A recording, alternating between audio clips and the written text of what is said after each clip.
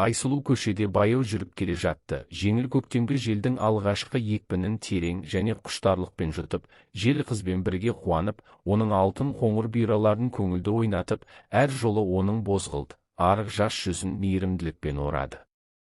Ақыры қыз, еркін дем ала аламын, еркін жүре аламын, және жатар алдында ұйықтаудың қажеті жоқ деп ойлады. Міне, адамның ең үлкен бақыты – бостандық. Айсұлудың бұл туралы ойлауға құқығы болды, өйткені ол түрмеден шыққанына бірнеше күн ғана болған еді. Айсұлудың жолы болды. Ол 5 жылдың ішінде 3 жылын өткізгеннен кейін рақымшылық бағдарламасына ілініп, заңды шешім алды. Алайда бұған қарамастан қызға өте қиын болды, әсіресе алғашқы кездері. Арыстан деген тым намысқой күзетшінің тарапынан үнемі қорқытулар мен арсыз ұсыныстар Айсұлудың ашық кеңістіктегі өмірін мүлдем төзгісіз етті. Арыстан Айсұлуды үнемі аңдып жүрді. Колония ауласындағы таңғы тексеруден бастап, тігін цехындағы жұмыс ауысымының аяқталуының жан түршігерлік сигналына дейін.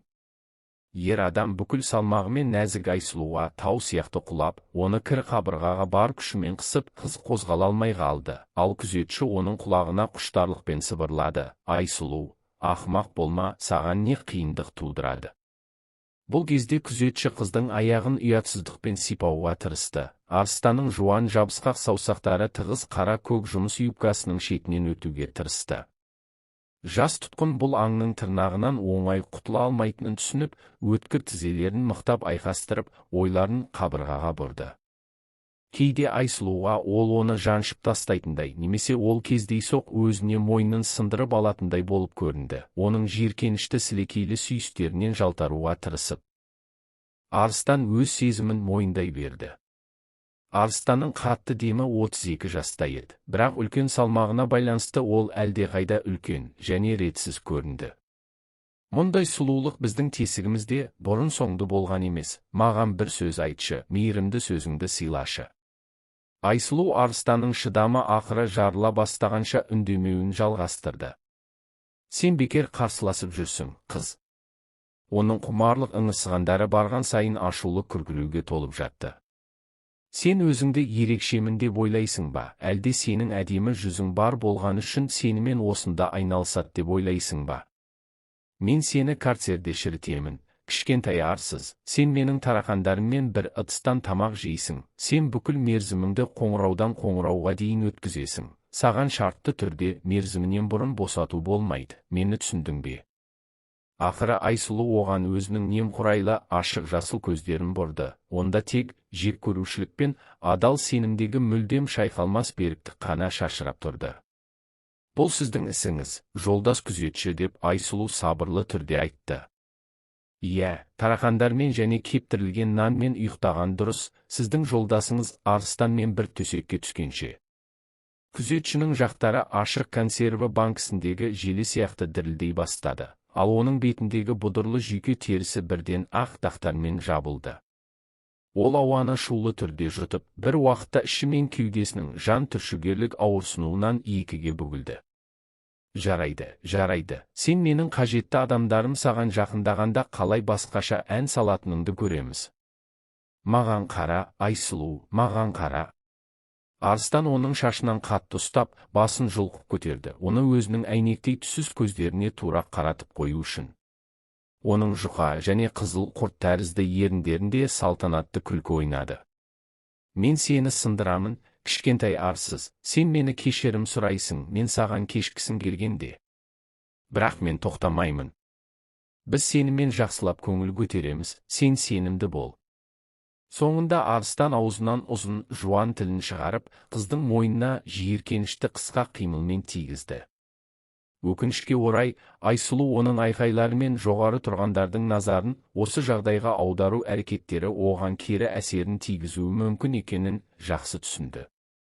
Бүкіл колонияда тек нашарлау ғана күштер болды. Оның орнына айжұлдыз текшелерге жиналған саусақтарының буындарын тістеп, өксіген дыбыстарға үнсіз жылады. Осылайша барлық реніш пен ауырсынуын шығарды. Келесі бірнеше апта қыз өмір үшін есепсіз қорқынышта өткізуге мәжбүр болды. Айсұлу ауыр жұмыс ауысымнан кейін терең және бос ұйқыға кетудің орнына, әр уақытта күдікті сыбдырға құлақ түріп, үнемі сақ болуға мәжбүр болған кездегі бұл қорқынышты сезімнің дәмін мәңгі есте сақтады.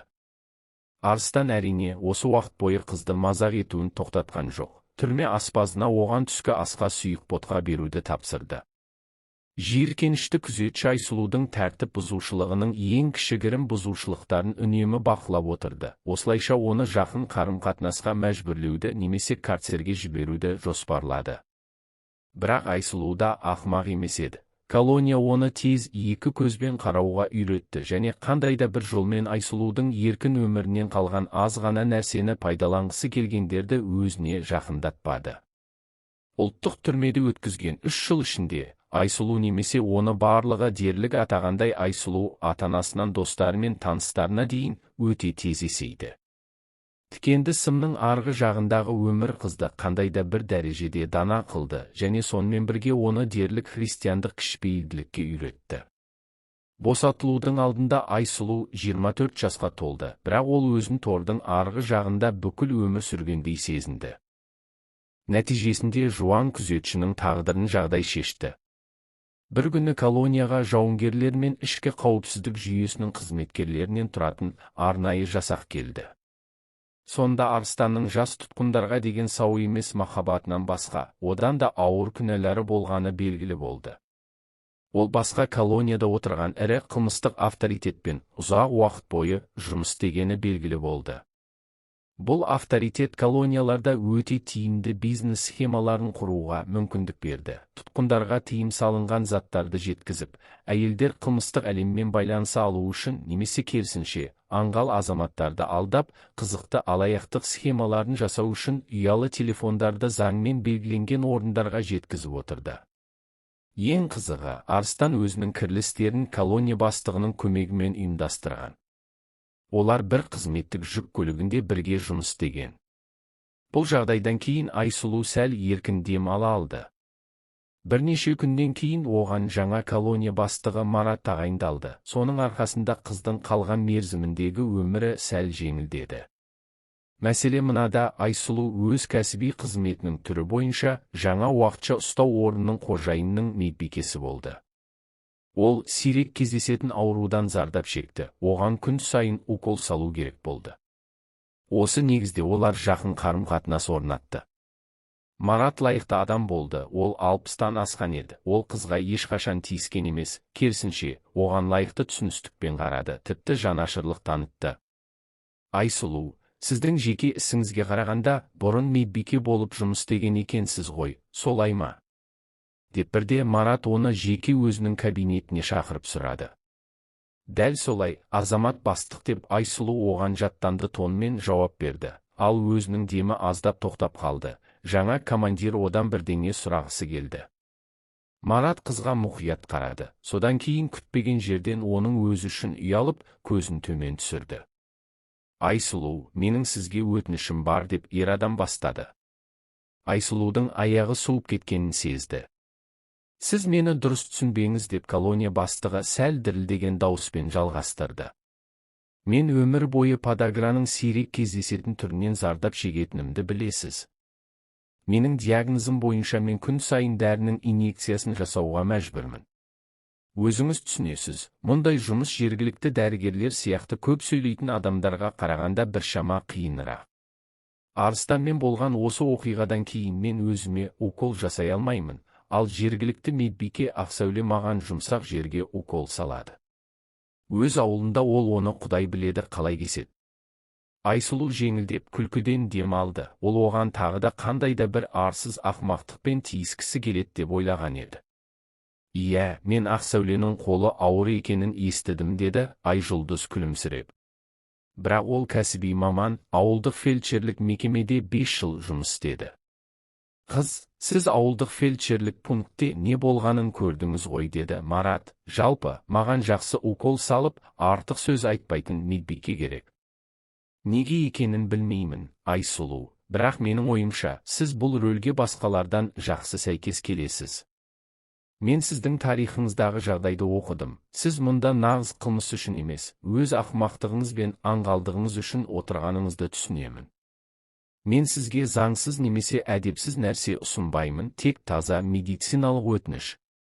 Қыз ұялып көзін төмен түсірді, оның беті ұялша қызарумен жабылды. Әрине, азамат колония бастығы, мен сіздің денсаулығыңызды қамтамасыз ету үшін қолымнан келгеннің бәрін жасаймын. Ақыр соңында бұл менің кәсібім. Жоқ, қажет емес деп ер адам қолын бұлғады. Мені жай ғана Марат деп атаңыз, мұндағылардың бәрі сияқты, маған бұл түрме ресмилігінің қажеті жоқ.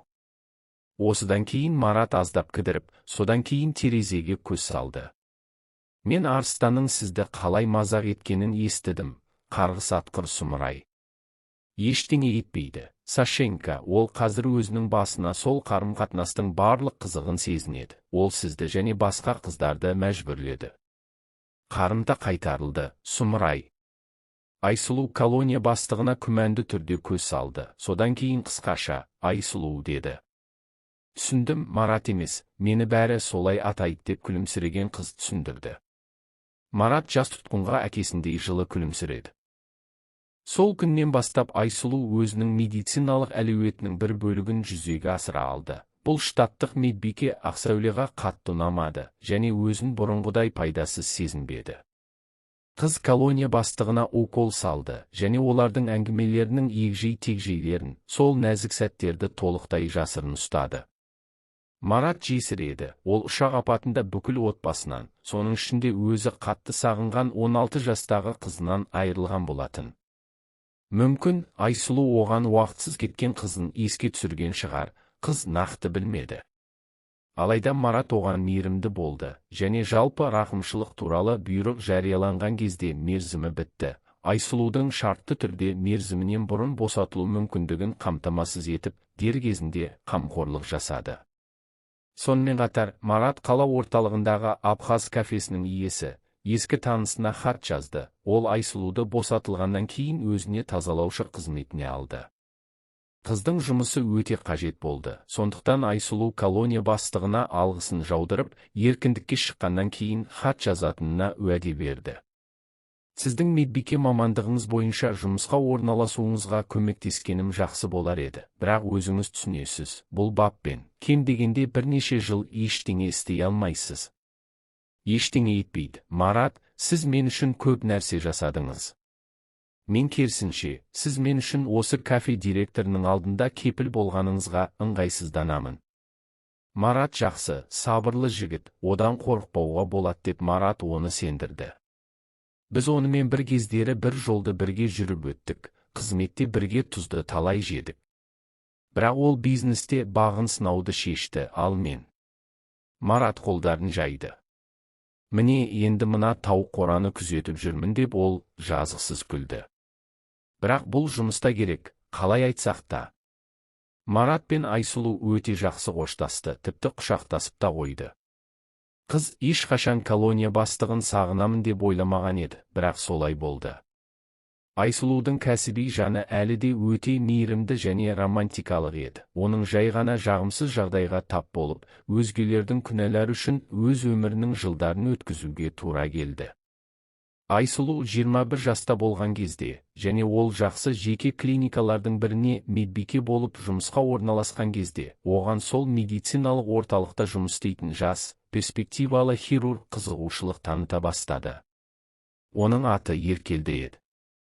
Бұл жас жігіт өте сымбатты және өте сүйкімді еді. Ол жақында 26 жасқа толды, және сол кезде клиниканың нағыз жұлдызы болып саналды.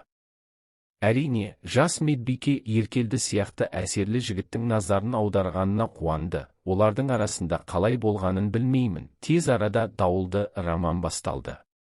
Айсұлу кофе ішіп отырып, координатор бөлмесіндегі жай әңгімелерден айлы түндегі әдемі кездесулерге қалай өткендерін байқамай қалды.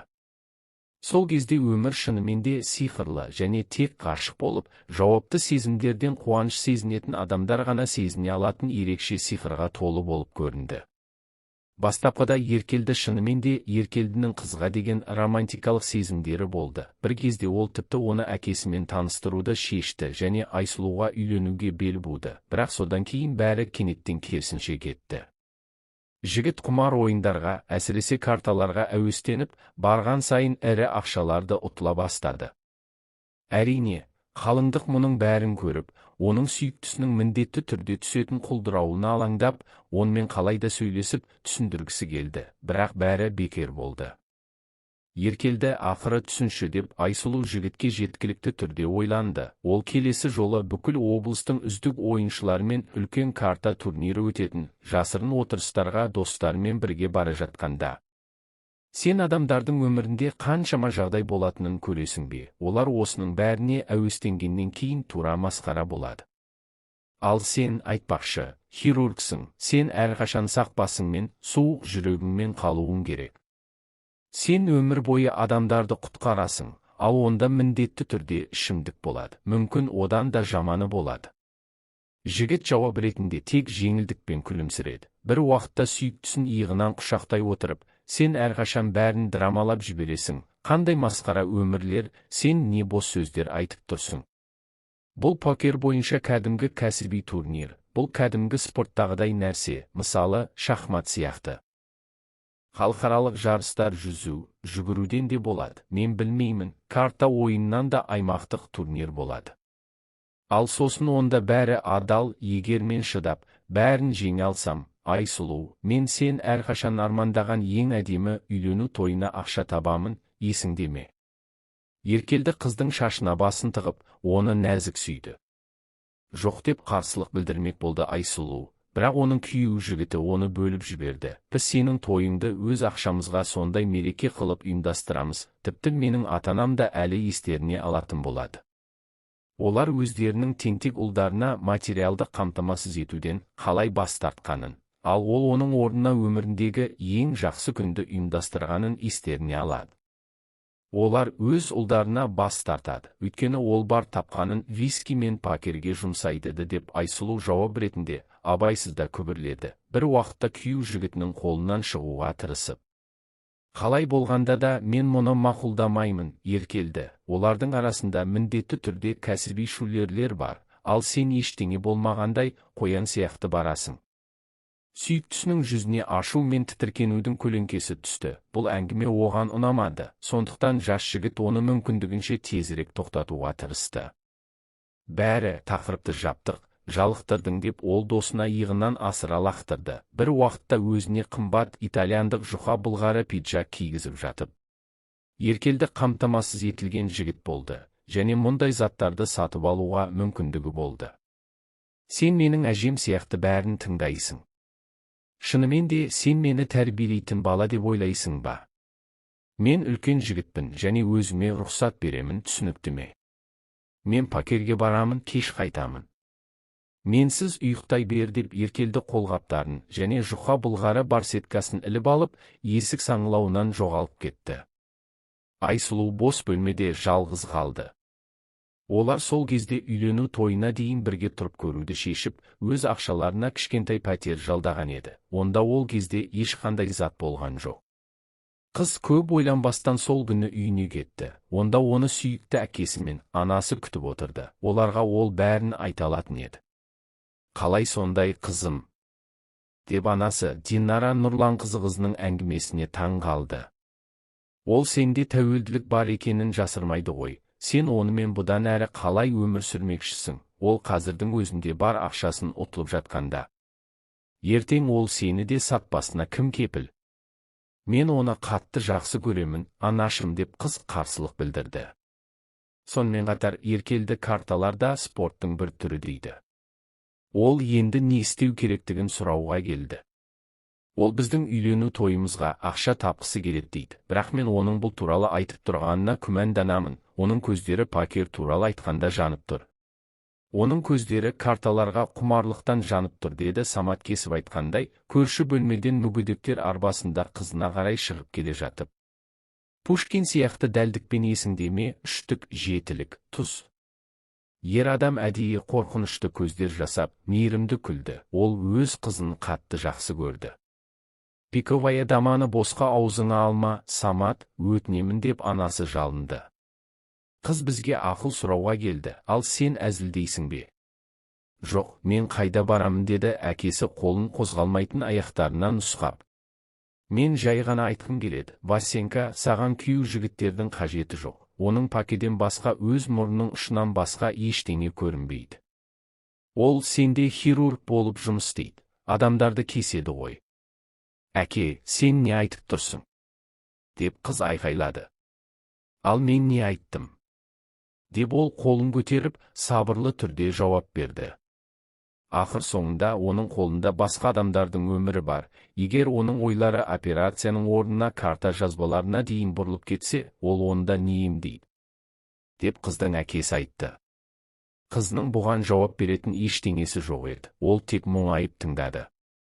Міне мен оған тура соны айтамын, әке, күн сайын мұндай жұмыс үлкен жауапкершілікті жүктейді. Кешке осы жасырын жарыстарға бару. Оның қазірдің өзінде операция кезінде қолдары дірілдей бастады. Маған Тоника жақында оған көмектескенін айтты. Ол, бұл немен байланысты болуы мүмкін екенін білмеймін дейді. Енді күйеу жігіттен айырылып қаламыз ба? Деп анасы алаңдап сұрады. Ал егер ауруханада бұл туралы білсе, мен не айтамын? Оны жұмыстан бірден шығарады. Бұл спорт па, әлде спорт емес пе, ешкім түсінбейді. Иә, мен мұның бәрін түсінемін деді қыз. Егер бәрін түсінсең, әлі кеш болмай тұрғанда бәрін жоғарыдағыларға айт деп Самат кеңес берді. Бұл әзіл емес, Айсұлу, іс өте күрделі сипат ала бастайды. Айсұлу әкесіне Еркелдіге ешқашан опасыздық жасай алмайтынын айта алмады, өйткені олар жарты жылдан кейін үйленуге жиналған еді. Ол өз қолымен олардың болашақ бақыттарын қалай бұза алады? Бақыт па? Олардың бірге өткізген күндері неге айнала бастады? Айсұлу күйеу жігітін үйге кеш келгенше күтті, ал ол карта ойнап, олардың онсыз да көп емес ақшаларын ұтылып жүрді. Ақырында Медбикенің әкесі айтқандай, бәрі шынымен де жаман аяқталды, бірақ Еркелді үшін емес, Айсұлу үшін. Күйеу жігіт көптеген карталық қарыздарға батып кетті. Оларды төлеу үшін есепке алынуға жататын топтан біртіндеп күдікті препараттарды шығарып, жылдам рахатты жақсы көретіндерге күшті дәрілерді сата бастады. Жас жігіт олар үшін ақшаның бір бөлігін алды, ол қарыздарды төлеуге және жаңа жеткізілімге жұмсалды. Әрине, жоғалған дәрілердің жоғалуын ұзақ уақыт жасыру мүмкін болмады және бірнеше аптадан кейін кассаларда клиника директоры тарапынан сұрақтар пайда болды. Айсұлу ауысымда болды. Дәрі-дәрмектердің келесі бөлігі жоғалған сайын, оның қораптың кілті болды. Қыз Еркелдінің онымен әр жолы білдірмей кілтін ұрлап, басқа ораманы алып кеткеніне күдіктенбеді.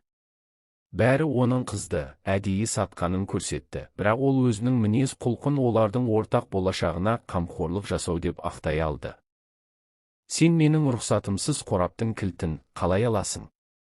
Деп Айсұлу ашуланды. Сен мұны сенім деп атайсың ба, Еркелді?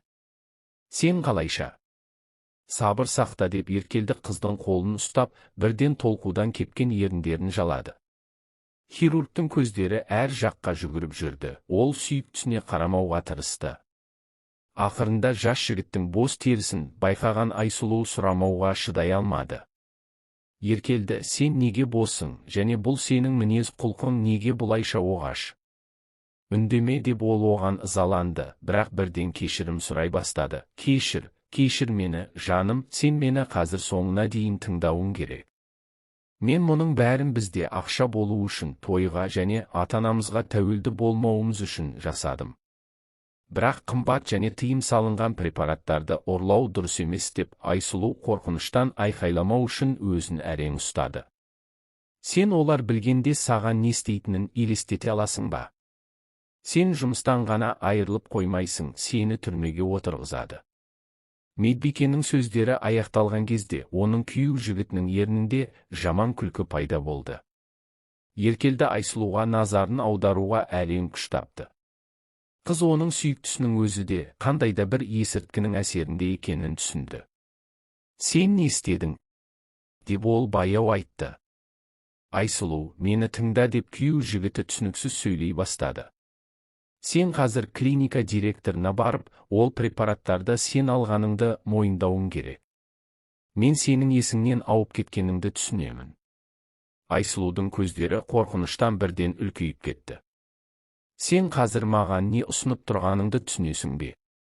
Хирург сенімді түрде жауап берді. Асенька, түсін, бәріне солай жақсы болады. Кімге жақсы болады? Бәріне ме? Саған ба? Деп қалыңдық жылай жаздап сұрады. Ақмағым, түсінбейсің бе? Мені түрмеге отырғызуға болмайды деп еркелді оған жалынышты көзбен қарады. Менің ата-анамның беделі бар, ақырында менің мансабым бар. Иә, түсінші, мен біздің болашағымызға қамқорлық жасаймын. Сен өзіңді алдап тұрсың, сен өзіңді ғана ойлайсың, басқа ешкімді ойламайсың деп Айсұлу көз жасын жұтып айтты. Сен маған осылай істейді деп ешқашан ойламаппын, мен саған сенген едім. Жауап ретінде хирург қызды иығынан құшақтады. Оның қарсылық білдіру әрекетіне қарамастан, қалыңдығын өзіне қатты қысып, мен сені жақсы көремін, мен сені түрмеден шыққанша күтемін, ешқайда кетпеймін, содан кейін бірден үйленеміз. Саған осы жоспар ұнай ма? Сен жай ғана медбикесің, олар саған не істей алады? Менің болашағым түбірімен бұзылады. Ал онда мен саған ештеңе қамтамасыз ете алмаймын. Сен 1-2 жыл отырасың, содан кейін қайда болса да медбике болып жұмысқа орналасасың. Бірнеше жыл. Мен саған үйленемін, ал сен маған бірден балалар туып бересің. Біз оларды тәрбиелейміз, және бұл туралы ешкім ешқашан білмейді. Айсұлу күмәндана бастады. Мүмкін, шынымен де кінәні өз мойныма алған дұрыс шығар. Бұл оның қамауда отырғаннан әлдеқайда аз. Ал қыз еркіндікке шыққан кезде, оны бірден үйленген тыныш өмір күтіп тұр. Ал сенің пакерің ше? Ал сенің карталарың ше, қарғыс атқыр? Сен мені неге бұлайша сатасың? Айсұлу еркелдінің көзіне қарап, шындықты естігісі келді. Жас жігіт Айсұлудан баяу алыстап көзіне қарамай, покер. Покер несі? Мен оны тастаймын. Мен оны тастадым деуге болады. Мен картаға енді жақындамаймын. Мен сол боспен есептесіп біттім деуге болады. Ол мені турнирде демеушілік еткен еді. Құдай үшін бәрін мойындашы деді. Хирург қыз үшін күтпеген жерден оның алдында тізерлеп отырып, жылай жаздап, оған шексіз махаббатына сендіре бастады. Мен сені күтемін деп еркелді, қалыңдығының тізесін құшақтап жылады. Сен шыққан кезде үйленеміз, саған не қаласаң сонымен ант етемін. Ақырында ол сенгіш қызды өзіне кінәні алуға көндіре алды. Оған үйлену тойымен басқа қалада керемет жаңа өмірге уәде берді. Әр түрлі сезімдерден шаршаған Айсұлу аңғалдығынан және әлі де тентек күйеу жігітін жақсы көргендіктен келісті. Айсұлудың таңданысына қарай, сот оған тыйым салынған дәрі-дәрмектерді ұрлағаны және таратқаны үшін 5 жыл берді. Сотта болған еркелді Айсұлуға үнсіз көздерімен алғысын білдірді. Ал Динара оның күйеуінің жүрегі тоқтап қала жаздады. Анасы күйеу жігітін қарғап, кінәсіз құрбан болған қызының болашағына қайғырды. Айсұлудың әкесі сот барысында куәгер ретінде айтуға мәжбүр болғаннан басқа бірде-бір сөз айтпады. Ол қызының тұтқындалуын батылдықпен көтерді, және 1 айдан кейін ғана Айсұлу колонияда отырған кезде, анасы оған Саматтың қатты ауырып қалғанын, оның жағдайы қыздың тергеуі кезінде басынан өткерген стресстен нашарлағанын, сондықтан дәрігерлер қазір оған қатысты қандайда бір болжам жасауға батылы жетпейтінін жазды. Бәрі сізге байланысты деп дәрігер қолын жайды. Егер әкеңізге қымбат дәрі-дәрмектерді тауып бере алсаңыз, оның денсаулығын бұрынғы қалпына келтіруге мүмкіндік бар. Жоқ, өкінішке орай, біз қолымыздан келгеннің бәрін жасадық. Еркелді Айсұлудың орнына жазасын өтеген уақыт ішінде, жас жігіт оған бірнеше үлкен әсерлі хат жазды, тіпті 3 рет кездесуге келді. Алайда қыз еркіндікке шыққанда, ол күйеу жігітінің бірінші жағымсыз әрекетіне тап болды. Ол оны колониядан қарсы алмады. Ата-анасы Айсұлуды қарсы алуға қатаң тыйым салды. Ол таксимен өзі баратынын айтты. Қыз әкесі мен анасының өзін осындай күйде көруін қаламады. Ол темір қақпалар мен тікенді сыммен жабылған темір қақпалардан шықты. Бірақ ол әлі де Еркелдінің көмегіне үміттенді. Ол ешқандай оғаш нәрсе ойламады және сүйіктісінің ұялы телефонының нөмірін теруге асықты. Олар оны заттарымен бірге қайтарды. Ал Динара Нұрланқызы қоңырау шала алу үшін телефон шотына бірнеше 100 рубль салып қойды. Үйге қалай жету керектігін түсіндіру және оларға үйге бара жатқанын айту. Алайда телефонда тек ұзақ дыбыстар естілді. Бірнеше минут сәтсіз қоңыраулардан кейін қыз қолын бұлғап, үйге тікелей такси шақырды. Ол Еркелді операцияда болуы керек немесе клиникадағы кеңестер бойынша қандай да бір маңызды мәселелерді шешіп жатыр деп ойлады. Жас жігіт картамен түбегейлі аяқтағаннан кейін оның өмірі бұрынғы табысты арнаға тез қайта бастағанын мойындады. Сондықтан оның Айсұлудың қабырғалардан шығуы ғана қалды. Сонда олар қайтадан бірге болады. Күйеу жігітіне сеніп, қыз оны біраз уақыт мазаламауды шешті.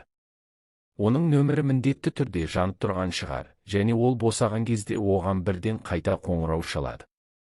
Соңғысын ойлағанда Айсұлу еріксіз күлімсіреді. Бірақ бұл күлкі ащы және бозғылт болды. Еркіндік. Ол осы уақыт бойы еркін болды деп қыз жеңіл ренішпен ойлады. Содан кейін үй туралы ойларға ауысты. Үйде оны жылулықпен және сүйіспеншілікпен қарсы алды. Анасы ірімшік пен көкөніс қосылған ең әдемі пирогтарды пісірді. Оларды Айсұлу әкесімен бірге бала кезінде жақсы көретін. Әкесі өз бөлмесінде ұйықтап жатты және болып жатқан оқиғаға дерлік жауап бермеді. Бұл туралы айта отырып, Динара Нұрланқызы еріксіз көзіне жас алды. Сені алып кеткен бойда ол осылай болды деп әйел орамалымен көзін сүртіп айтты. Дәрігер оның денесінің толық параличін ескере отырып, оған соққы берді. Оны әлі де балдық мәртебеге қайтаруға болады. Бірақ біз жазып алған препараттар өте қымбат, әзілме Швейцариядан тапсырыс беру керек. Айсұлу әкесінің құрғақ қолына өз алақанын абайлап қойды. Ештеңе етпейді. Мама, қалай болса да шығамыз. Маған мұнда колонияда бір өте жақсы адам көмектесті. Мені кафеге жұмысқа алады. Әзірге тек тазалаушы болып, бірақ ештеңеден жақсы. Динара Нұрланқызының ақыры үйге келгеніне қуанып жылап, басын оның иығына қойды. Ал маған сенің кім болып жұмыс істейтінің бәрі бір, бастысы, сен үйге аман есен оралдың. Құдайым, мұндайды дұшпаныңа да тілемейсің. Сенің Еркелді нағыз арамза болса да, біз әкең екеуміз ол препараттарды кім ұрлағанын бірден түсінбедік деп ойлап, түсіндірмесе де болатын еді. Сенің Еркелді сот залында тұрып, бәрі дұрыс сияқты күлімсіреп тұрды. Ол тозаққа түсін. Мама деп Айсұлу ұрысқандай айтты. Ол кезде бұл қажет болды. Қазір ол мені күтіп жүр, мен сенімдімін. Анасы қызының жасыл көздеріне таңданып қарады. Динара Нұрланқызы құлағына сенбеді. Сен маған сенімен бәрін істегеннен кейін оған әлі де сенетініңді айтқың келеме? Қыз бірден көзін төмен түсірді. Анасына хирургқа деген сезімдерінің қаншалықты күшті екенін түсіндіру қиын болды. Бұл сөзбен түсіндірілмейді. Мама деп Айсұлу ақыры баяу айтты. Шамасы, өмір бойы. Динара Нұрланқызына үнсіз қарап тұрды. Содан кейін абайлап айтты. Қызым, мен 30 жыл кітапханашы болып жұмыс істедім, және саған сенімді түрде айта аламын. Басты кейіпкері сен сияқты ойлаған бірде-бір шығарма бақытты финалмен аяқталған жоқ. Айсұлу жауаптың орнына тек күлімсіреді. Міне, қазір қалада жұмысқа орналасамын және әкемнің емін несиеге алуға тырысамын. Егер маған бұл соманы мақұлдаса, біз әкемді қалыпты жағдайға қайтара аламыз. Сен тек уайымдама, мама, бізде бәрі міндетті түрде жақсы болады деп Айсұлу жағымсыз тақырыпты өзгертті. Міне, енді ол көктемгі даңғылмен үлкен әдемі инвестициялық банк ғимаратына қарай бара жатты. Онда ол қарыз ақша туралы білгісі келді. Оның оралғанына бір айдан сәл астам уақыт өтті. Ол колония бастығы жіберген кафеге тазалаушы болып орналасып, өзін жақсы жағынан көрсете алды. Қыз өз міндеттерін ынта-жігермен орындады. Соның арқасында Марат есімді шығыс келбетті кең иықты директор оған шағын сыйақы жазды. Қызды үнемі мазалайтын жалғыз нәрсе күйеу жігіті босатылған қалыңдығымен кездесуге құлықсыз болды. Жас жігіт үнемі жұмысбастылығын және оған үнемі айналысуға тура келетін көптеген науқастарды сылтау етті. Айсұлу күйеу жігітінің даусынан жамандықты сезсе де, еркелінің арсыздығына қатысты барлық ойлары жай ғана болжамдар мен түрмеде болған кезде белгілі бір дәрежеде дамыған бұрынғы паранойяның қалдықтары деп өзін сендіруін жалғастырды. Ал жақсылыққа деген үмітпен қанаттанған қыз банктың кең бөлмесіне кірді. Кредитке өтінім беру үшін кезекке қайда тұру керектігін күзетшіден сұрап, Айсұлу шыдамдылықпен күте бастады.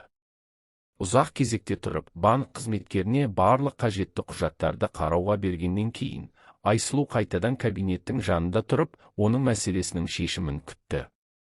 Бірнеше минуттан кейін банк қызметкері шығып, Айсұлуды өзінің артынан тікелей директордың кабинетіне баруын өтінді. Ол жерде Айсұлу қолында кредитті рәсімдеуге қажетті қағаздар салынған папкасы бар ірі шашты ер адамды көрді. «Міне, Станислав Аркадьевич, кешіріңіз», деді қыз. Банк қызметкері өзінің ашық сары түсті формалы жібек шарфын жүйкеленіп түзеді.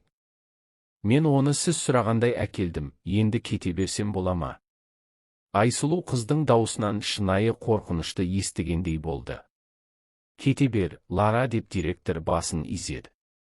«Есіңде болсын, мұндай клиенттер бірден маған немесе егер бәрі өте нашар болса, бірден полицияға түсуі керек». Лара басын төмен түсіріп, кабинеттен баяу артқа шегінді, соңында Айсұлуға шынайы жанашырлықпен қарап қойды. Дәл сол сәтте Айсұлу бұл банкте оны жақсылық күтпейтінін түсінді. «Бәріңізге сәлем, ханым, бізге қандай мәселемен келдіңіз?» деп директор ирониямен бастады. Ол қызды мазақ еткендей болды, ал ол бұл ақпаратты оның тонынан жақсы оқыды. «Мен жеке мақсаттар үшін несие алғым келеді», деп Айсұлу банкирге мүмкіндігінше сенімді және сабырлы тонмен жауап берді. Ер адам өз кезегінде саусақтарын үстелдің үстіне үйшігетіп қойып, қасын көтеріп, қыздың бейнесін мұқият зерттей бастады. «Кешіріңіз, мен бірдеңе дұрыс айтпадым ба?» деп Айсұлу шыдамсыздықпен айтты. Ол ақшаға мұқтаж болса да, кішкентай билігімен мазақ ететін адамнан тағы бір қорлыққа шыдауға ниеті жоқ еді. Банкир жауаптың орнына тек тілін шертіп қойды. «Оған несие керек дейді ғой. Қазіргі бұрынғы тұтқындар қандай батыл болған десеңші. Сіз менімен неге мұндай тонмен сөйлесіп тұрсыз?» деп Айсұлу таң қалды. «Өйткені мен қалаймын және сенімен тек осындай тонмен сөйлесу керек», деп директор оған үзілді кесілді жауап берді. «Сен бір ай бұрын босап шықтың, мен анықтаманы көрдім. Сонда сен біздің банк саған осындай үлкен сомаға несие береді деп ойлайсың ба?» Айсұлудың беті қызып кеткенін сезді, ал көздері реніштен жасқа толды. «Мен барлық қажетті құжаттарды әкелдім ғой. Әкем қатты ауырып жатыр, түсініңіз, егер мен дәрі-дәрмектерді сатып алмасам, ол аман қалмайды. Менің әкем зауытта өндіріс озаты болған, станоктан жарақат алды. Содан бері ол мүгедектер арбасында жүреді. Оның жағдайы бұрыннан нашарлап кетті, ол мүлдем қозғалу мүмкіндігінен айырылды. Егер мен болмасам, оған ешкім көмектеспейді, өтінемін». Алайда Станислав Аркадьевич мүлдем қозғалмады, ол мұзды теңіздің ортасындағы жартас сияқты болды. «Әдемі ертегілер айтып тұрсың, қыз. Бірақ мен өмірімде сен сияқтыларды жеткілікті көрдім. Келеді де несие алады, ал содан кейін қайтаруға ештеңесі жоқ. Бұл ақшаны неге жұмсайтындарыңды бір Құдай біледі. Бірақ мен енді өз банкіме зиян келтірмеймін, жоқ. Біз білеміз. Бірақ мен бәрін адал қайтарамын», деп Айсұлу соңғы күшін салып талап етті. «Сіз менің жұмысқа орналасқаным туралы анықтаманы көре аласыз, бәрі заң бойынша?» «Әрине, бар. Бостандыққа шыққанына бірнеше апта болған қылмыскер тазалаушыдан басқа кім болып жұмыс істей алады? Егер сіз кенеттен топ-менеджер болып шықсаңыз, мен таң қалар едім. Айсұлу, мысалы, бұл сіздің төлем қабілеттілігіңізге өте жақсы әсер етер еді». Айсұлу көзінің жасын сүртіп, басын төмен түсірді. Ол көздерін төмен түсірді. Оны мұнда тек директордың көңілін көтеру үшін шақырғанын түсінді, және оның ешбір жалынышы бұл сараңның жүрегін жұмсарта алмайды. Енді мұнда ешқашан келмеңіз, әйтпесе келесі жолы қайтадан түрмеге түсесіз, деп бизнесмен қызды ескертті. Содан кейін бұрынғы тұтқын жылап оның кабинетінен шықты. Өз қайғылы ойларына батып, дәлізге қайта кірген Айсұлу кенеттен артынан әйелдердің айқайын естіді. Алдымен тыныш, содан кейін барған сайын қаттырақ. Ақырында ол не болып жатқанын білмей өте алмады. Оның үстіне әйелдер тек көмектесіңіз деп айқайлады. Бұрылып қарағанда қыз кезекте тұрған ортада бір кәрі адамның еденде жатқанын көрді. Оған жақындағанда Айсұлу жағдайдың күрделі сипат алғанын түсінді. Оның алдында шалқасынан жатқан ер адам ес-түссіз және тіршілік белгілерін көрсетпеді. Шамасы, бұл ер адам жалғызбасты зейнеткер немесе кішігірім несие алуға, немесе коммуналдық төлемді төлеуге келген үйсіз адам болған. Оның ескі, кей жерлері жамалған киімдері, ашық түсті көйлек, құм түсті шалбар және тозығы жеткен клеенка күрте, сыртқы түрі 10 жылдан кем емес етіктермен бірге Айсұлудың болжамын растады. Оның қызыл түсті оңған кепкасы бүйіріне түсіп кетіп, шатасқан шашын ашып тастаған еді. Бейшара деп ойлады ол іштей. Оның жүрегі тоқтап қалуға жақын. Ер адамның бетінің тез бозара бастағанын көргенде, және еріннің көгергенін байқағанда, бұрынғы тұтқын қарт зейнеткердің уақыты аз қалғанын бірден түсінді. Оның бойындағы медбике әлі де тірі еді. Айсұлу инстинктивті түрде әрекет етті, егер ол осы уақыт бойы мамандығы бойынша жұмыс істегендей.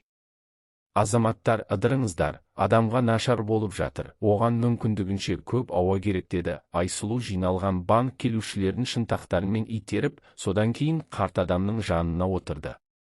Оған не керек екенін қайдан білесіз? Деп оның оң жағынан күмәнді әйел даусы естілді. Сіз дәрігерсіз бе?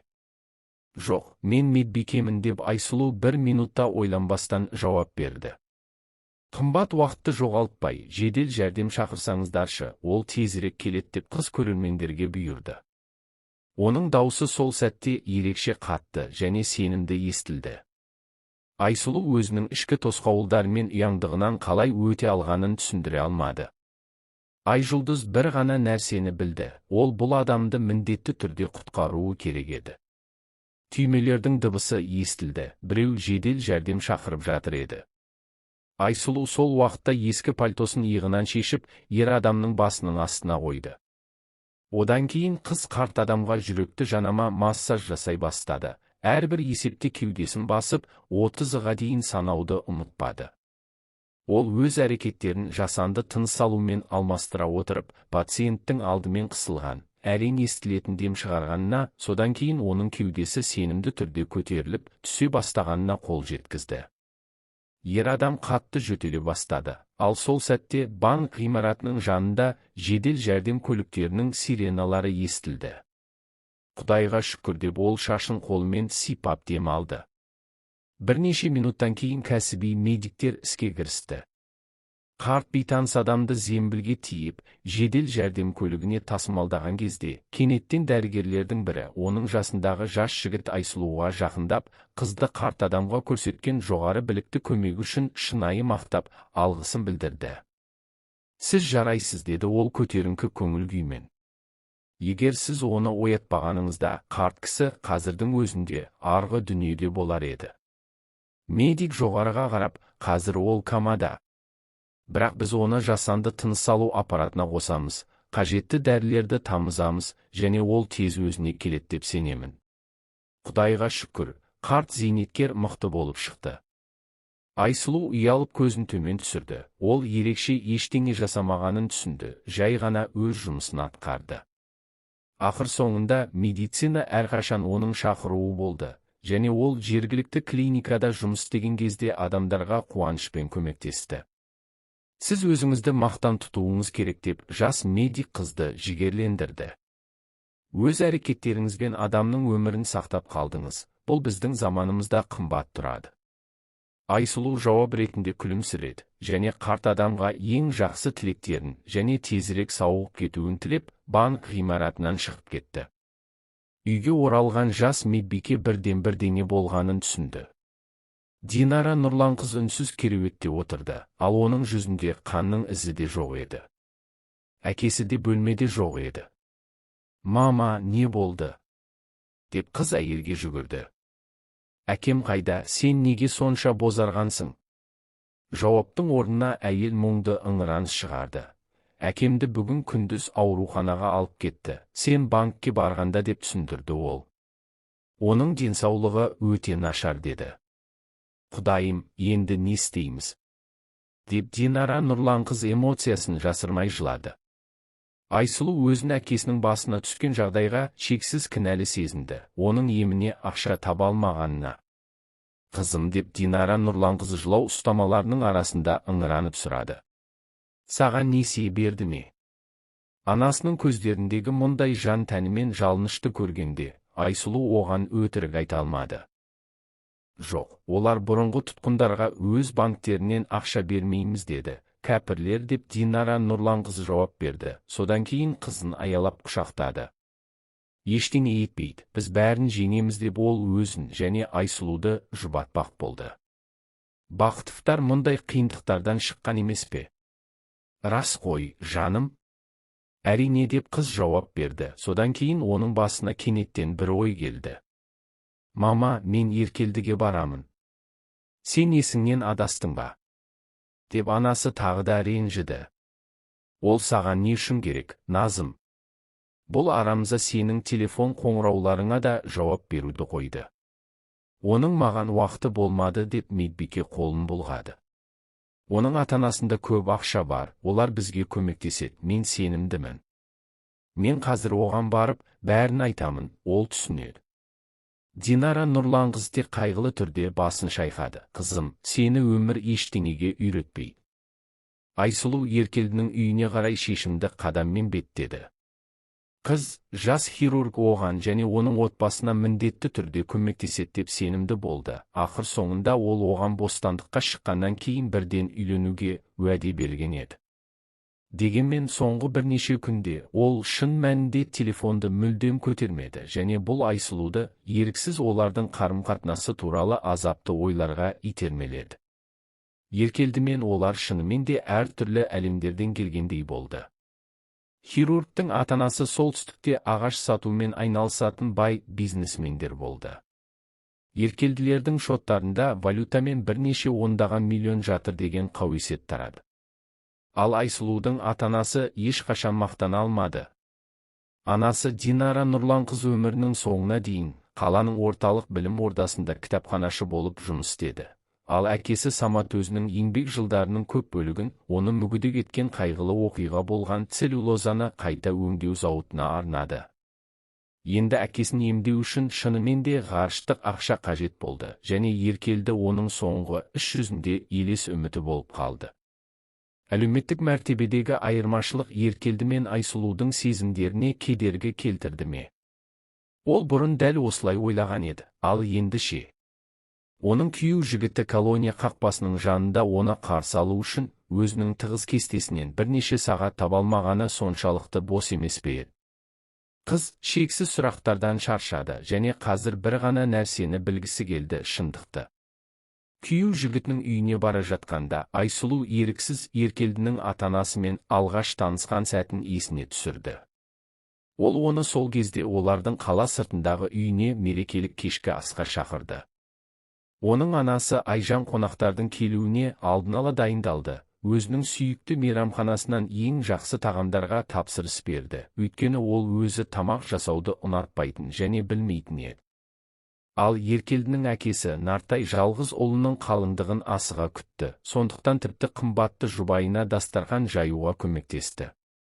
Өкінішке орай, қыз олардың үмітін ақтамады. Есік алдында гүлді қарапайым сит көйлекпен арзан туфли киген сүйкімді шатенді көргенде, Айжан таң қалды. Ол ұлынан мұндай таңдауды күтпеген еді. Айсұлу қамқорлықпен сұрады. Бұл шынымен де қарапайым қыз ба екенін нақтылап. «Сіз шынымен де Айсұлусыз ба, менің ұлымның досы?» «Иә» деп ол ұялып жауап берді және бірден көзін төмен түсірді. Шынымды айтсам, ол күйеу жігіттің туған анасы болатын биік, сымбатты әйелден сәл қорықты. «Қайырлы күн, танысқаныма қуаныштымын» деп ол осындай жарқыраған ханымға тағы не айтуға болатынын таппады. Құлақтары мен саусақтарында ірі сырғалар мен гауһар тастары бар жүзіктер жарқыраған Айжан оны ішке кіруге тек басшылық ыммен шақырды. Сол сәтте үйдің тереңінен Еркелдінің өзі пайда болды. Ол да анасының мінез құлқынан анық ұялды, сондықтан жағдайды біршама жеңілдету үшін әзілдемек болды. Алайда бұл кешті құтқармады. Кешкі ас бойы әйел екі сөзде айтпады, тек ұлының екінші жартысын жек көрінішті көзбен зерттеді. Шамасы, оның әкесі де сондай пікірде болды, өйткені Еркелді Айсұлуды шығарып салып, оны таксиге отырғызғаннан кейін, жігітке ата-анасы тарапынан сынның жаңбыры жауды. «Бұл несі тағы, жәнімім?» деп Айжан аһ ұрды. «Сен өзіңе жақсырақ ешкімді таба алмадың ба? Ол шіркеу тышқанындай кедей, бізге мұндай келін керек емес. Құдай-ай, оның туфлиінің өзі жасанды былғарыдан ғой. Кешір, ұлым, бірақ мен анаммен келісемін» деп Нартай әңгімеге қосылды. «Біздің үй, егер оны солай атауға болатын болса, асыл, және біз мұнда кез келген кедейлікті кіргізуге ниетті емеспіз. Көңіл көтер, бірақ одан артыққа үміттенбесін. Ол дұрыс жігітті таңдамады, кедей қыз, о, дұрыс жігітті таңдамады». Ал Еркелдінің басына сол кезде-ақ үнемі покер ойындары, ішімдік және т.б. туралы ойлар кіре бастаған еді. Ол тек қол бұлғады. «Сабыр сақтаңыздар, ата-аналар, бізде бәрі соншалықты байыпты емес». Жалпы ол Айсұлуға дәл қарама-қарсысын айтты. Құмар ойындарға құмарлық оны толығымен жаулап алғанға дейін және Еркелдінің өзі хирург үшін масқара ұрлық пен өзінің сүйікті қызын сатуға дейін түскенше. Айсұлу барлық жаман естеліктерді басынан шығаруға тырысты, бірақ Еркелділер өз ұлымен бірге тұратын үйге жақындағанда ол өз көзіне сенбеді. Элиталық көп қабатты үйдің жанында үйлену тойы кортежі тұрды. Ақ лимузин ысқыланған бүйірлерінен жарқырап, салтанаттың басты кінәлілері оған қашан отыратынын күтіп тұрды. Кіреберістің жанындағы қонақтар өте әсем және өте қымбат киінген еді. Алайда қыздың көпшілігін ол жақсы таныды. Бұл оның бұрын күйеу жігітімен бірге жұмыс істеген жеке клиникадағы әріптестері еді. Келесі секундта Айсұлудың аяғының астынан жер тайып кеткендей болды. Медбике құламау үшін үйдің тас қабырғасын ұстауға мәжбүр болды. Кіреберістен сәнді қара смокинг киген Еркелді баяу шықты, бірақ жалғыз емес, үйлену көйлегіне ешкім қызғана қарай алмайтын әсерлі қалыңдықтың қолынан ұстап шықты. Хирургтың қалыңдығы Айзада болып шықты. Ол жылына бір рет әкесінен мүмкіндігінше көп ақша сұрау үшін сол жерге келетін жеке клиника директорының қызы. Айзада бүкіл қалаға әйгілі сәнді ханым болды, және оның Еркелді сияқты ер адамға назар аударады деп ойлайтындар аз еді. Иә, оның ата-анасы аңызға айналғандай бай болды, бірақ жас Еркелді мәңгі көңілді, ішкі қуатқа толы Айзаданың талғамына мүлдем сай келмеді. Дегенмен міне, осындай опасыздық. Айсұлу өзінің жігітіне мұны күтпеген еді. Бәрінен де Байсұлуға үйленгенін, тек ақшасы мен қоғамдағы жағдайы үшін ғана. Жарайды, Еркелді көреген қадам деп Айсұлу өзіне мұңайып айтты. Енді сен болашақ туралы ешқашан ойламайсың. Махаббат пен келісім болсын деп көз жасына толы Айсұлу өзі жек көретін күйеу жігітімен оның бай ата-анасының үйінен алысқа кетуге асықты. Оның артында қонақтардың қуанышты айқайлары мен Айзаданың күлкісі естілді. Жарайды, бұл күні біреу шынымен бақытты болғаны жақсы деп медбике өзіне ойлады. Барған сайын алыстап, опасыздықтан жүрегі жараланған көз жасын тоқтата алмады. Өтіп бара жатқандар Айсұлуға шынайы таңданыспен және түсінбеушілікпен қарады. Бұл сүйкімді қыз мұндай керемет күнде неге жылап бара жатыр? Оның жанында не бар? Оған қандай да бір көмек керек пе деп. Алайда Айсұлу жан-жағына қарамауға тырысты. Ол көзін аяғының астына тігіп, енді қайда және не үшін баратынын мүлдем түсінбей, алға қарай жүре берді. Бірақ бастысы, соңғы және ең әлсіз үміт одан мәңгілікке жоғалған кезде, ол әкесін қалай құтқарады? Күйзелісте болған Айсұлу өзінен бірнеше метр қашықтықта тоқтаған үлкен қара бизнес класс автокөлігіне бірден назар аудармады. Соңғы үлгідегі шетелдік көлік еріксіз өтіп бара жатқандардың назарын аударды, өйткені олар өз қаласының сұр жолдарында мұндай автокөлік кереметін күнде көре бермейді. Көліктен сымбатты, кең иықты, сыртқы түрі 35 жастағы спорттық келбетті ер адам шықты. Бейтаныс адам Айсұлуға жақындап, қыздың назарын аударуға тырысып, оған достықпен қолын бұлғады. Шетелдік көліктің жас жүргізушісі екі қатар мінсіз тегіс және аппақ тістерін көрсетіп кең күлімсіреді. Сәлем деп Айсұлуды қуанышпен қарсы алды. Мұндай сұлу неге жылап жүр? Айсұлу абдырап биік сұлуға қарады, одан не керектігін мүлдем түсінбеді. Сәлеметсіз бе деп ол баяу айтты. Мен мүлдем жылап жатқан жоқпын, жай көзіме шаң түсіп кетті.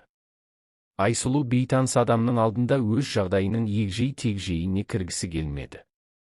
Сіз кімсіз? Ер адам оған кең алақанын қуанышпен созды. Менің атым Ержігіт, мен сіз бірнеше күн бұрын өмірін сақтап қалған өте беделді адамның күзетшісі болып жұмыс істеймін. Бүгін ол камадан шығып, бірінші кезекте мені сізді тауып, оған апаруымды сұрады. Ол сізді көргісі келеді. Айсұлу, дұрыс па, сіздің атыңыз солай ма? Айсұлу деп медбике оны түзеді. Бірақ мен не туралы айтылып жатқанын түсінбеймін, мен ешкімге көмектескен жоқпын, тек кенеттен. Қыз сөзін тоқтатты, бәрін түсінді және оның жүзінен күзетші медбикенің кімді құтқарғанын ақыры түсінгенін білді. Көз жасын абдырап сүрткен Айсұлу Ержігіттің жүзіне қарады. Одан тек мейірімділік пен қызға оның бастығын құтқарған үшін алғыс айту тілегі ғана шығып тұрды. Нәтижесінде медбике күзетшімен бірге баруға келісті және жарты сағаттан кейін оны бұрын Айсұлудың өзі жұмыс істегеннен әлдеқайда ауқымды және жақсы элиталық жеке клиникаға жеткізді. Ойпырмай деп қыз Ержігіт оны бастығының сәнді жеке палатасына дейін вестибюльмен алып жүргенде шынайы таң қалды. Керемет! Бақытжан Мәуленұлы денсаулығында мәселелер туындаған кезде, әрқашан тек осындай пәтерлерде тоқтайды деп Ержігіт оған көзін қысып көңілді айтты. Бақытжан Мәуленұлы? Деп Айсұлу қайта сұрады. Міне бұл жұмбақ қарт адамның аты. Бұрынғы медбике ойланып қалды, ал Ержігіт сол уақытта өзіне бір әнді баяу ыңылдай бастады. Олар қажетті палатаның жанында тоқтаған кезде, ер адам жаттықтырылған ресми тонмен, қаржы корпорациясының басшысы Бақытжан Мәуленұлы Смайылов сізді күтуде деді. Айсұлу еріксіз күлімсіреді, содан кейін палатаға кіруге тәуекел етті. Ол жерде биік жұмсақ кереуетте бірнеше күн бұрын өзі жасанды тыныс алу және жүрек массажын жасаған қарт зейнеткер отырды. Қайырлы күн деп ол сыпайы түрде амандасты. Сіздің жағдайыңыз әлдеқайда жақсы екенін көруге қуаныштымын. Саған да қайырлы күн деп ер адам күлімсіреді. Бірақ бұл сенің күш-жігеріңнің арқасында. Мені таныдыңыз ба, сұлуым? Деп ол қызға жеңіл қулықпен күлімсіреп сұрады. Айсұлу басын изеді. Иә, таныдым. Сол күні сіз басқаша киінген едіңіз. Сәл аз стильді деп ол қарт бизнесменнің мінсіз жібек пижамасына қарап, қолайлы сөз тапты. Бақытжан жауап ретінде қысқа күлді. Иә, солай. Шын мәнінде мен сол күні жұмыста болдым. Жұмыста? Деп Айсұлу түсінбей сұрады. Неге олай, сіз кедей сияқты киінгенсіз ғой. Иә, мәселеде сонда деп ер адам көзімен күлімсіреді. Мен бірнеше ай бұрын сатып алған банктың жаңа бағынышты қызметкерлерін осылай тексергім келді деп бизнесмен түсіндірді. Ресми сапармен бұл жерге баруға уақыт болмады. Сондықтан менің досым, ол да бизнесмен, кедей болып киініп, сол банкте саған қалай қарайтынын көруге кеңес берді. Вариант тексерілген, бүкіл іскерлік әлемде танылған. Қоғамның шеттетілген мүшелеріне деген көзқарас арқылы, бас директор өз қызметкерлерінің адалдығын барынша дұрыс бағалай алады. Кешіріңіз, Бақытжан Мәуленұлы деп Айсұлу қайғыға толы дауыспен айтты. Бірақ халық банк екінші санатқа жататын сияқты. Мен мұны түсіндім деп Бақытжан байыпты түрде жауап берді. Қазіргі директорға қатысты бізде көптеген сұрақтар бар.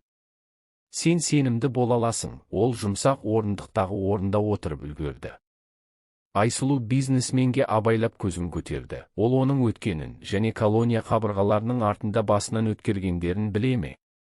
Бақытжан ештеңе байқамағандай әңгімесін жалғастырды. Мен сол жерде көрнекі түрде айналып, кезекте тұрғанда ақыры менің назарыма ілінеді деп үміттеніп, мен кенеттен өзімді нашар сезіндім.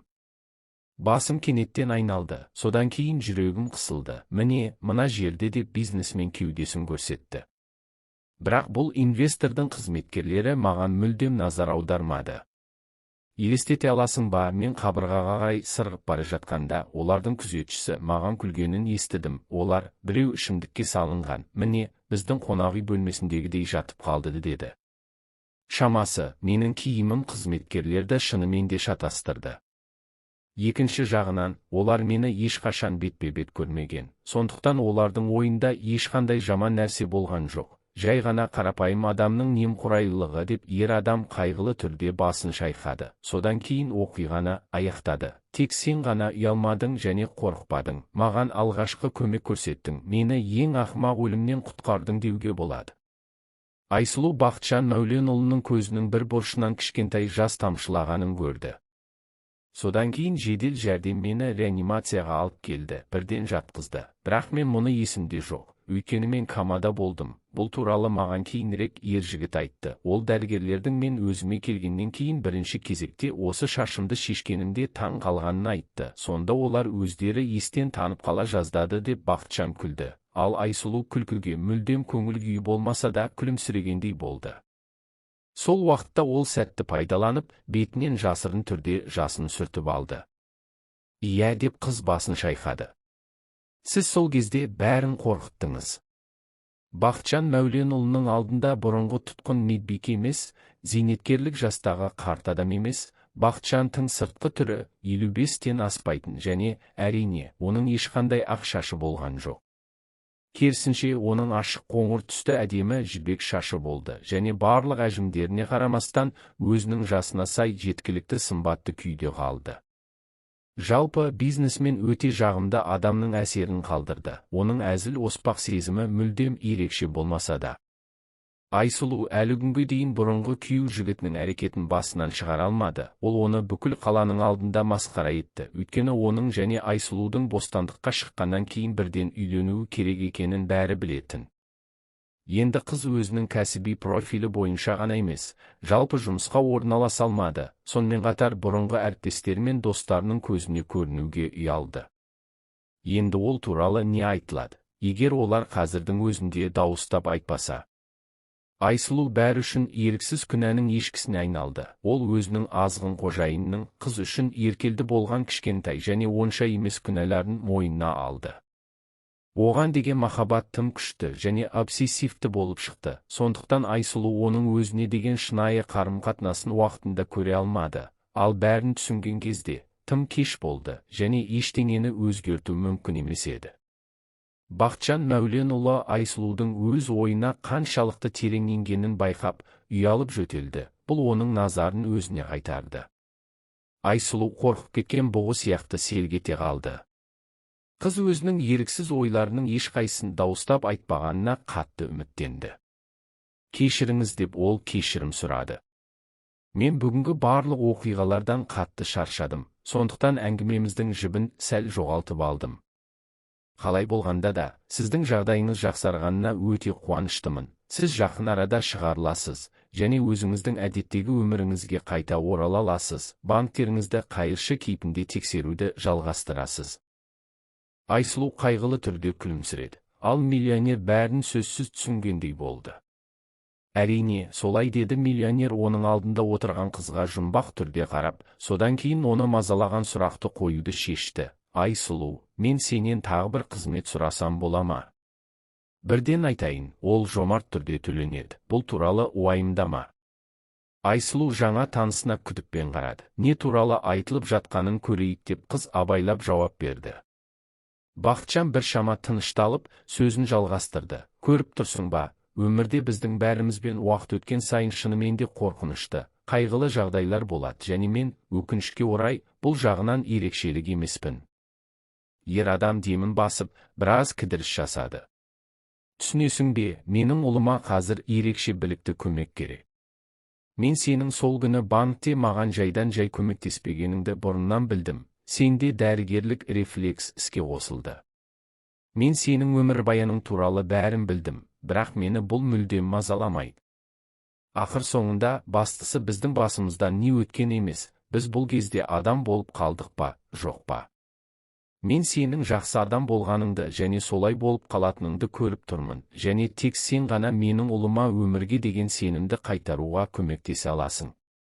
Айсұлу бизнесменге таңданыспен қарады, ақыры басын изеді, жалғастыра беріңіз. 1 жыл бұрын менің ұлым анасымен бірге қорқынышты автокөлік апатына түсті. Өкінішке орай, менің әйелімді құтқару мүмкін болмады. Ал Артур, ұлым, мүгедектер арбасында қалды, бірақ оның қайтадан жүре бастауға барлық мүмкіндігі бар. Алайда менің ұлым терең күйзеліске түсіп, сол күні көлікті басқара алмағаны үшін өзін кінәлайды. Соның салдарынан көлік қарсы бағытқа шығып кетті. Айсұлу жанашырлықпен жауап берді, көңіл айтамын. Рахмет деп миллионер басын изеді. Мен сенен бір ғана нәрсені қалаймын, Айсұлу. Сен менің ұлыма емдік дене шынықтыруын қайтадан үйренуге көмектесуің керек. Сонымен бірге оның дәрі-дәрмектерді қабылдауын бақылап отыруың керек. Мәселе мынада, Артур бәріне ашуланып, дәрігерлердің ұсыныстарын орындамайды, өзіне қол сілтеп қойды. Мен түсінемін, ол осылайша болған оқиға үшін өзін жазалайды. Бірақ маған ұлым керек. Мен нағыз Артурды айтамын, оның бозғылт көлеңкесін емес. Міне менің ұсынысым, келісесің бе? Айсұлу жауап беруге асықпады. Бақытжан тың ұсынысы туралы алдымен ойлануды шешті.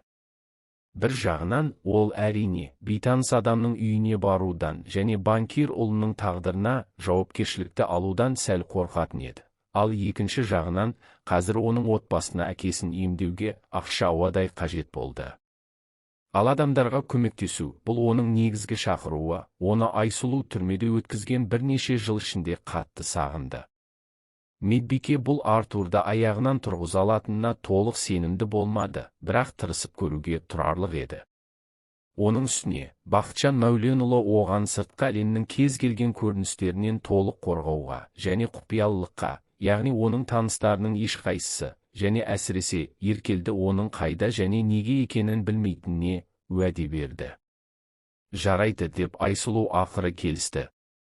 Тек маған бір кеш беріңізші, мен анамды ескертіп, заттарымнан бірдеңе жинауым керек. Бизнесмен қуанышпен келісіп, қызға осындай асыл әрекет үшін алғыс айтты. Сол кеште Айсұлу Динараға бәрін айтып берді, және бірнеше аптадан кейін оған картаға бірінші соманы аудара алатынына уәде берді. Оған Айсұлудың әкесіне кем дегенде бірнеше өмірлік маңызды инъекция сатып алуға болады. Анасы тек бақыттан жылап, қызын екі бетінен сүйді және Айсұлуға сәтті сапар тіледі.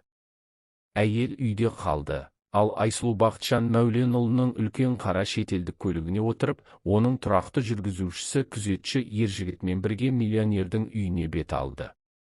Артур мен Айсұлудың таныстығы басынан сәтсіз болды. Бақытжан тың сәнді сарайына келгенде, қызды бірінші кезекте оның болашақ пациентімен танысуға алып барды. Алайда Бақытжанның ұлы қонақты өз бөлмесінде қабылдаудан бас тартты. Оның үстіне емдік дене шынықтыру және физиотерапия туралы бастаманы жігіт қасшаулықпен қабылдады. Сен маған кімді әкелдің? Деп Артур наразы тонмен сұрады. Ол мұнда не үшін келді? Менің сауығуым туралы енді ештеңе естігім келмейтінін түсінбедің бе? Бұл мүмкін емес, түсінесің бе? Мен өзімнің қожайынымын және мен өмір сүремін бе, әлде өсімдік сияқты шіреймін бе, соны өзім шешемін және мен тек соңғысына лайықпын. Айсұлудан сәл үлкендеу мрачный көріністі жігіт мүгедектер арбасында отырып, 12 жасар ұл бала сияқты қарады. Айсұлу оның кір шашын көріп таң қалды, және қандайда бір фантастикалық фильмнің логотипі бар ескі футболка. Өмір сүргісі келмесе де, ол кем дегенде жуына алмай ма деп ойлады Айсұлу, сарайдағы бөлінген бөлмедегі заттарын ашып жатып. Ирония, миллионердің ұлы дәл жандағы бөлмеде тұрды, оның әкесімен диалогын қыз қазір естіді. Ол әдейі тыңдаған жоқ, бірақ бұл Артур соншалықты қатты дауыстап сөйледі, оның айқайынан бүкіл қабат дірілдеді. «Ұлым, тынышталшы, сенен өтінемін» деп әкесі жігітті тыныштандыруға тырысты. «Сен онымен кем дегенде байланыс орнатуға тырыс. Ол біздің Құдай берген медбикеміз, ол өмірді құтқарды, ұлым, түсінесің бе? Мүмкін ол саған осы қарғыс атқыр орындықтан тұруға көмектесер». Алайда Артур мәселені бейбіт жолмен шешуге ниетті болмады. «Ол маған көмектеседі ме, маған ба, әке, сен шынымен айтып тұрсың ба, әлде бәрібір мені әжуалайсың ба? Егер мен кенеттен спорт залының ортасында құлап қалсам, ол мені көтере алмайды». «Құлама, шыда» деп Бақытжан ұлына қарай айғайлады. «Не істегің келсе, соны істе, тек құлама. Мен сенімен қайтадан кішкентай баламен сөйлескендей сөйлесейін бе? Ал Айсұлу мұнда қалады, және саған көмектесуге тырысады. Бұл менің соңғы сөзім». Қыз Бақытжан Нәуленұлының есікті қатты жапқанын естіді. Сол сәтте Айсұлу жағдайдың қаншалықты күрделі екенін түсініп, өте ұзаққа созылатын ауыр, біркелкі жұмысқа дайындалды. Айсұлу оңай берілетін адамдардың бірі емес еді. Еркелді мен колонияның оқиғасы оның жауынгерлік мінезін шыңдады.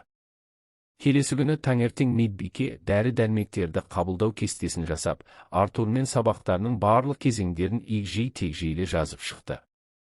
Әрине, бизнесменнің ұлы ұсыныстарды орындаудан бас тартты және кез келген ыңғайлы сәтте Айсұлуды жаңа жанжалға итермелеп, ашуландыруға тырысты. Міне, қыз жігіттің үстеліне компьютерден басып шығарылған шағын парақшаны қойды. «Сен омыртқаңа біртіндепті қалыпқа қайта оралуды жеңілдету үшін күндізгі тәртіп пен жаттығулар жүйесін ұстануың керек. Мен ештеңе істемеймін, тек уақытты босқа өткізесің, Айсұлу» деп Артур қандайда бір журналды ашып, қыздан қорғанды.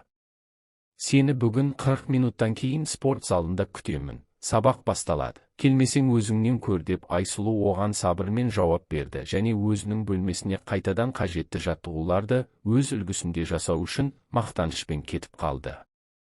Әрине, белгіленген уақытта Айсұлудың спорт залына ешкім келмеді, екіншісінде де, үшіншісінде де. Содан кейін қыз Артурды айламен алуды шешіп, медициналық әдебиеттен кейбір тұстарды зерттеп, ойлағанын жүзеге асыруды шешті. Келесі күні таңертең Артур терезеге қарағанда, ол сөзбе-сөз есеңгіреп қалды. Күтіп бапталған жасыл көгалдың ортасында йогаға арналған арнайы кілемшеде Айсұлу отырып, онша қиын емес асаналарды жаттықтырды. Бұл ретте медбике өте қарапайым киінген еді. Ешқандай ашықтар леггинстер немесе қысқа жейделер жоқ, тек таза, ашық және практикалық киімдер, бірақ олар оның тегіс және сымбатты қимылдарын шектемеді.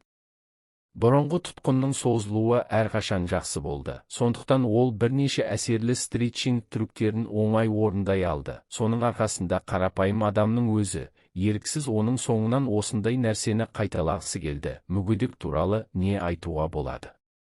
«Сен мұнда не істеп жүрсің?»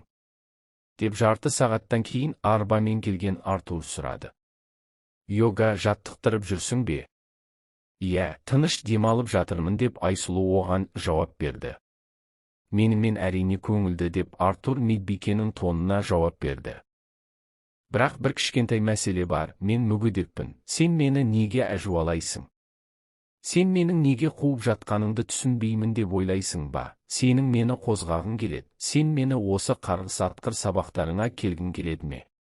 Айсұлу келесі асанадан тегіс шықты. Содан кейін Артурға мүлдем немқұрайлы жауап берді. «Мен сені ештеңе істеткім келмейді. Мен жай ғана таза ауада йогамен айналысамын. Өйткені мен өз денемді және рухымды жақсы көремін. Ал егер адам өз денесін жақсы көрсе, оны құрметтесе, ол күні бойы кір болып арбада отырмайды. Ойдан шығарылған кешендердің артына тығылмайды. Яғни мұндай адамның рухымен бәрі жақсы болады. Сен өзіңнен сұрадың ба? Сен өзің мүлдем қалыптысың ба?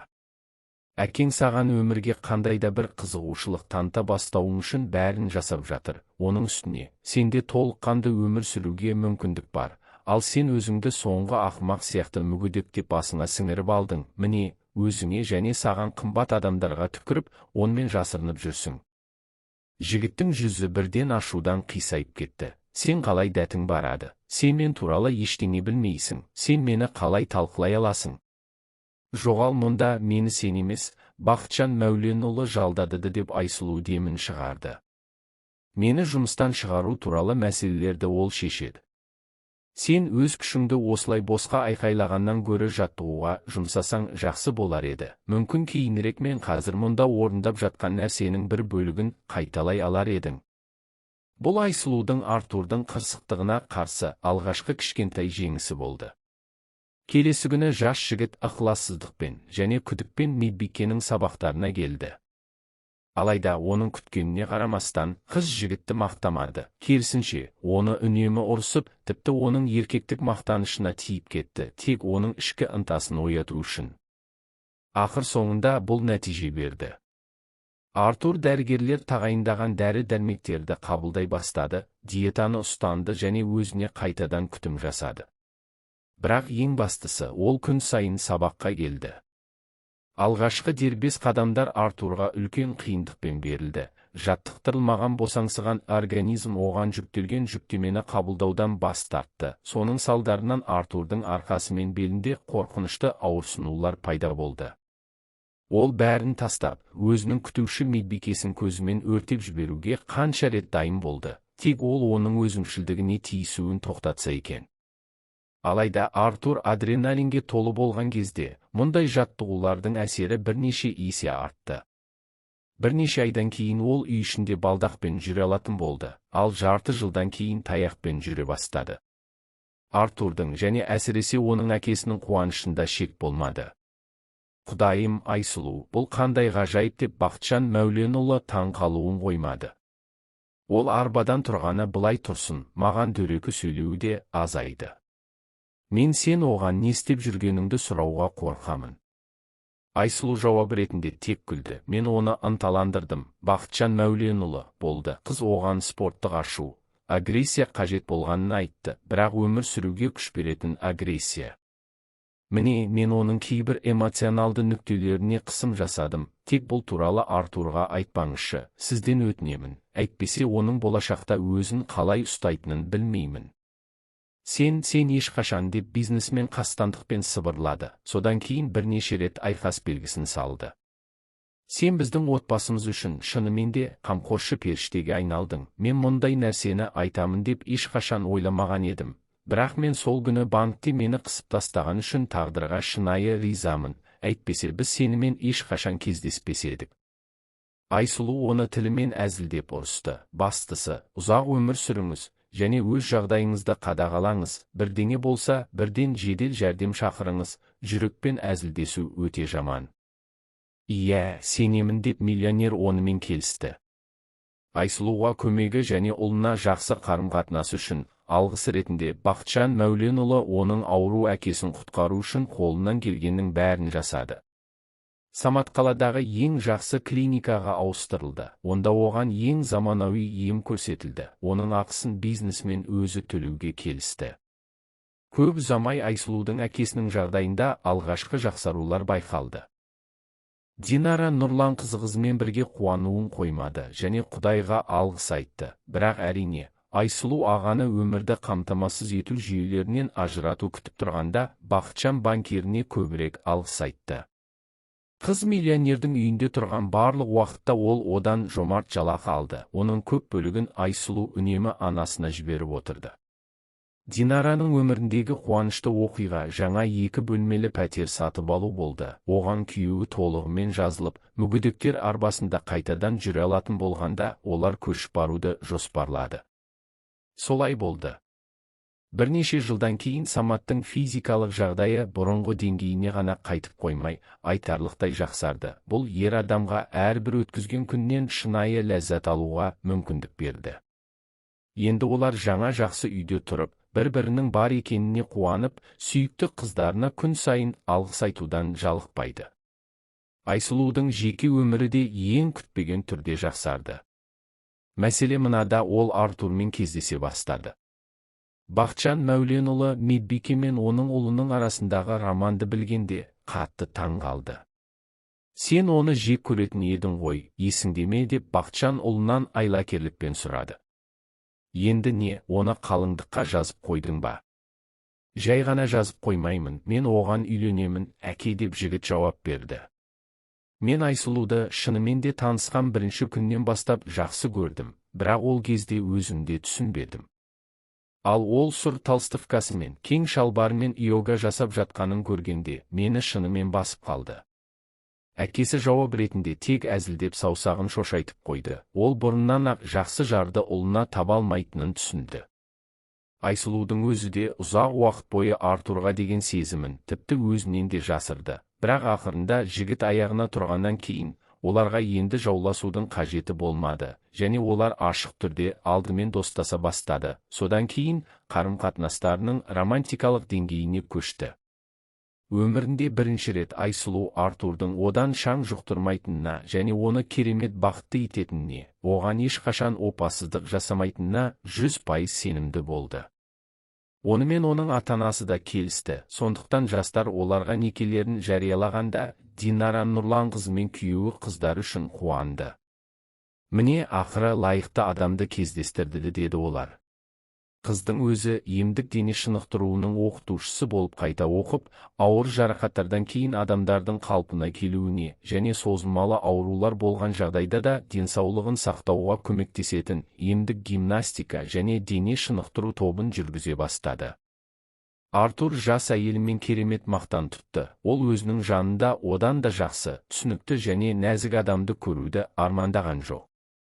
2 жылдан кейін Айсұлу күйеуіне 2 сүйкімді қыз егізді туып берді. Оларға Раушан мен Назым деп ат қойды. Оның бірден 2 керемет қызы туылғанын білгенде, бақытты атаның қаншалықты қуанғанын айтудың қажеті жоқ. Артур бұл уақытта қаржы нарығында әкесінің ісін лайықты жалғастырып, табысты жас бизнесмен ретінде танылып үлгерді. Бақытжан Мәуленұлы оған Айсұлумен таныстығы басталған сол халық банкті басқаруға берді және жас банкир өзін жақсы басшы ретінде көрсетті. Бірде Айсұлу күйеуінің жұмысына кішкентай қыздары бар арбаның сүйемелдеуімен келгенде, Артур оны кабинетіне ақырын алып кіріп, үнсіз түрде кадрлар бөлімінде орнатылған бейне бақылау камераларын көрсетті. Танисың ба, деп ол әйеліне қарап сұрады. Айсұлу алдымен күйеуінің не айтқысы келгенін түсінбеді, бірақ мұқият қарағаннан кейін арқасынан жағымсыз суық жүгіргенін сезді. Кадрлар бөлімінде бұрынғы күйеу жігіті еркелді басын төмен түсіріп мұңайып отырды. Ер адамның соңғы жылдары қатты нашарлағаны көрініп тұрды. Мен оны өз арналарым арқылы тексердім, деді жас бизнесмен әйеліне. Ол мүлдем ішіп кеткен, заңсыз покер клубтарында бар дүниесін ұтылып қалған, сондықтан әйелі мен баласы одан кетіп қалған, бай ата-анасы да одан бас тартқан, сондықтан Притчалов бұл әлемде мүлдем жалғыз қалған. Бұл жерде әділдік бар екен ғой, деп Айсұлу баяу сұрады. Ол мұнда не істеп жүр? Бізге жұмысқа орналасуға келді, деп Артур сабырлы түрде жауап берді. Күзетші рөлінде өзін сынап көргісі келеді. Бұл адамға екінші мүмкіндік беруге тұрарлық деп ойлайсың ба? Артур әйелінің өткені туралы, оның ішінде Еркелдінің опасыздығы туралы бұрыннан білетін, бірақ оны ешқашан айыптаған жоқ. Керісінше, оған қатты жанашырлық танытып, сол арамзаның бетін өзі сабауды армандады. Міне, қазір Артур әйеліне бұл арамзамен өзі қалағанның бәрін жасауды ұсынды. Қаласаң, мен қазір сол жерге шығып, оны сонда етіп белгілеймін. Ол бұл қалада 1 жыл бойы көрінбейтін болады. Сен үшін, саған істеген үшін. Айсұлу басын теріс шайқады. Қажет емес, оған қарашы, менің ойымша, өмір оны жеткілікті жазалады. Оның азабын арттырмайық. Оны жұмысқа ал, тек күзетші емес, сыпырушы етіп. Таза ауада жұмыс істесін, мен сияқты. Оның үстіне ол кеңседен ештеңе ұрлап, оны картаға ұтылып қалу үшін ұрлай алмайды. Жарайды, деп Артур басын изеді. Содан кейін камерасы бар мониторды өшірді. Мен бүгін ертерек босауға тырысамын. Ресторанға барайық. Қуанамын, деп Айсұлу жауап берді. Содан кейін күйеуіне ауа сүйісін жіберді де арбаны көрсетті. Мен анама кешке кететінімізді ескертейін, ол қыздармен отырсын. Көшеге шыққан Айсұлу балаларды ішке отырғызып, кішкентай жарқын автокреслоларға сенімді түрде байлап, мүмкіндігінше байқалмай көлікке отыруға тырысты. Ол мұны дәл уақытында жасады. Көліктің есігін жапқан бойда банк ғимаратынан Еркелдінің тұлғасы көрінді. Бақытымызға орай, ол оны қараңғыланған көлік әйнектерінің арқасында көре алмады. Бір кездері оны қатты жақсы көрген, тіпті оның үшін түрмеге отыруға келіскен адамның бүкірейген, қатты арықтаған тұлғасына қарап, Айсұлу еріксіз Еркелдіге аяушылық сезімін сезінді. Оның алдында өз бақытын өз қолымен қиратқан, және өз мүмкіндіктерін жоғалтқан адам тұрды, және мұның бәрі тағдырды қуып жетіп, оны жеңудің елес мүмкіндігі үшін жасалды. Бір сәт Айсұлуға бұрынғы күйеу жігіті, алтыншы сезіммен оның ұқыпты қараңғыланған шетелдік көлікте бар екенін сезгендей болып көрінді. Еркелді Айсұлудың көлігіне бірнеше ұзақ сәт қарады. Оның болжамы бойынша рөлде отыруы мүмкін адамды көзімен жеп қойғандай болды. Оның ішінде дәл Айсұлу екенін білді ме, әйел бұл сұраққа жауап білгісі келмеді. Оның орнына оның басында бір кездері әкесі айтқан сөздер анық естілді. Ол құмар ойынға салынып кеткен, сондықтан оның көздері жанады. Үштік, жетілік, тұз. Егер сізге оқиға ұнаса, бас бармақ жоғары батырмасын басу арқылы мені қолдауға қиналмайсыз деп үміттенемін. Мен үшін бұл өте маңызды. Бар жақсылықты тілеймін.